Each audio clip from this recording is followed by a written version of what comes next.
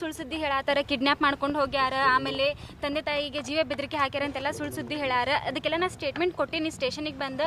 ಅಂದರೂ ಪೊಲೀಸರು ವಾಪಸ್ ಕರೆದ ಕಿರಿಕಿರಿ ಮಾಡ್ತಾರೆ. ಯಾಕೆ ನನಗೂ ತಿಳಿಯೋದು, ನಾವು ಒಮ್ಮೆ ಕ್ಲಿಯರಾಗಿ ಸ್ಟೇಟ್ಮೆಂಟ್ ಕೊಟ್ಬಿಟ್ಟೇನೆ ನಾನು, ಪ್ರೀತಿಸಿ ಮದುವೆ ಆಗೇವ್ರಿ ಅಂತಂದು. ಆಮೇಲೆ ನಾವು ಸ್ವಚ್ಛಂದಾಗಿ ನಂಗೆ ಯಾರು ಫೋರ್ಸ್ಬಲ್, ಯಾರು ಮೈಂಡ್ ವಾಶ್ ಏನು ಮಾಡಿಲ್ಲ. ನಮ್ಮ ಕಲಾವಿದ್ರ ನಡುವೆ ಜಾತಿ ತಗೊಂಡ್ಬರತ್ತಾರ ಬರೀ. ಯಾಕೆ ಇಷ್ಟೆಲ್ಲ ಸುದ್ದಿ ಹಬ್ಸಾತಾರೆ. ಜೂನ್ 5 ಆಗೇವಿ. ಅದ ಗೊತ್ತಿಲ್ರಿ ಸರ್. 3 ತಿಂಗಳ ತನಕ ನಮ್ಮ ನಮ್ಮಪ್ಪ ಮನೆಗೆ ಹೋಗುದು ಬರೋದೇನ್ರಿ. ನಾನು ಎಲ್ಲ ಹೊಂದ್ಕೊಂಡಿದ್ವಿ, ನಾವು ಫೋನ್ಯಾಗೂ ಮಾತಾಡ್ಕೊಂತ ಇದ್ವಿ. ಈಗ ರೀಸೆಂಟ್ ಆಗ 2 ಡೇಸ್ ಆತ ನಮ್ಮ ನಮ್ಮಪ್ಪ ಯಾಕೆ ಕೀಪರ್ ಹಿಂಗ್ ಮಾಡತ್ತಾರ ನನಗೂ ಗೊತ್ತಿಲ್ರಿ. ಯಾರ ಮೈಂಡ್ ಅಲ್ಲಿ ಭಯ ಪಡ್ಕೊಂಡ್ ಮಾಡ್ತೀರಿ, ನಮ್ಮ ಅಮ್ಮಗೆ ಹಿಂಗೆ ಹೇಳ್ರಿ, ನಮ್ಮ ಅಪ್ಪಾಜಿಗೆ ಹಿಂಗೆ ಹೇಳ್ರಿ,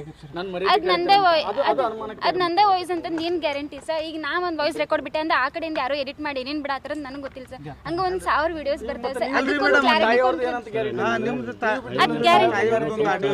ಅದ್ ಗ್ಯಾರಂಟಿ ನಾನು ಸೋಷಿಯಲ್ ಮೀಡಿಯಾದ ಇದಕ್ಕೆ ನಾ ಗ್ಯಾರಂಟಿ ಅಂತ ಬಿಟ್ಟೇನಿ ಸರ್.